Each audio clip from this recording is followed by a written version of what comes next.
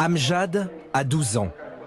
S'il se retrouve dans les locaux de la Croix-Rouge internationale à Kaboul, c'est parce qu'il a perdu sa main. Alors qu'il se promenait avec sa famille, près de son village, perdu dans les montagnes afghanes, un objet a attiré son attention. Il s'agissait d'une mine qui n'avait pas encore explosé. Je voulais étudier à l'école, au Pakistan. Maintenant, je ne peux plus. Vous voyez ce reportage signé Julien Gall, il revient sur l'année de ces deux chefs d'État que tout oppose.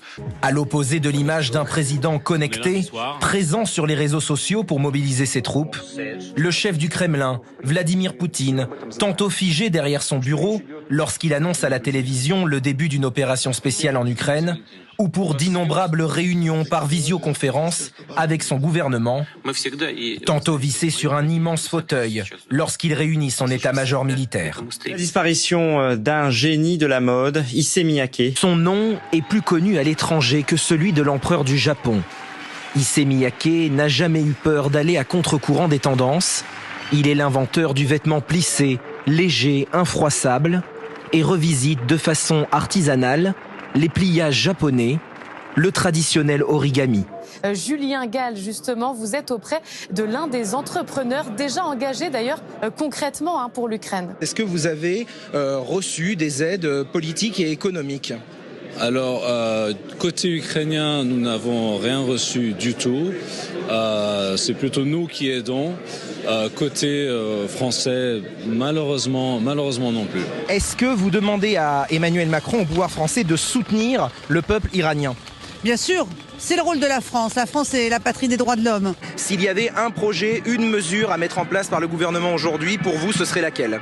Alors on était déjà là pour le dire l'année dernière, on le redit cette année, on parle d'éducation, de formation et de prévention, vraiment prendre le problème à la racine et dès le plus jeune âge. La solution du dialogue entre associations et gouvernement, elle est impossible aujourd'hui ? Il y a 200 000 femmes qui subissent des violences conjugales, 200 000, et il y a 1000 places. Donc ça vous dit l'ampleur du problème. Aller au Havre pour rejoindre Julien Gall, puisque on parle beaucoup des raffineries, des transports, mais il y a aussi le secteur de la santé, Julien, qui est mobilisé. La retraite, c'est pour tout le monde, qu'on puisse partir à 60 ans quand dans les bonnes conditions. À 70 ans, physiologiquement, de toute façon, on a un vrai ralentissement. Donc pour avoir 10 ans à pouvoir profiter de la retraite, je pense que c'est un minimum. Est-ce que par exemple, il faut demander plus d'efforts, finalement, aux retraités, selon vous ? Non, il faut demander plus d'efforts à tous ceux qui, depuis 30 ans, se gavent dans ce pays. Voilà, cette année, il y a 80 milliards de dividendes qui ont été distribués au CAC 40. Et vous attendez le feu d'artifice avec impatience ? Trop d'impatience, ouais. Là, on fait le countdown, c'est dans 1 heure. Et oui, dans 1 heure, effectivement, à minuit, le feu d'artifice. Pour l'instant, c'est un spectacle son et lumière ici sur les Champs-Élysées. Et puis le poulet qu'il y a derrière.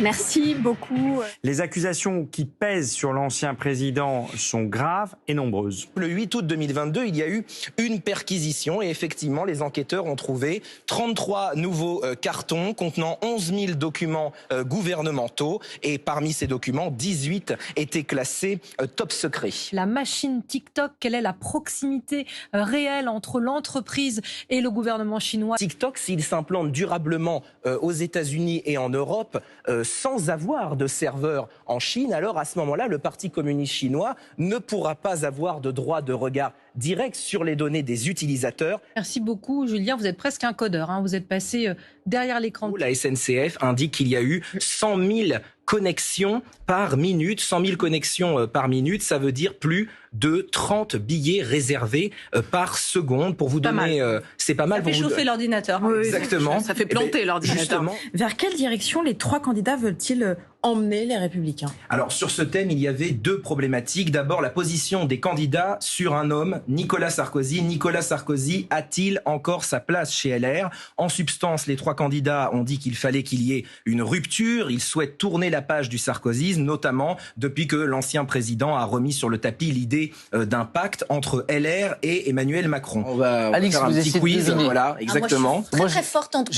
J'ai déjà joué. Voilà. Alors, le premier objet, vous allez voir, c'est une paire de baskets. Mais alors, une paire de baskets de qui ou comment ? Lupin. Lupin, exactement.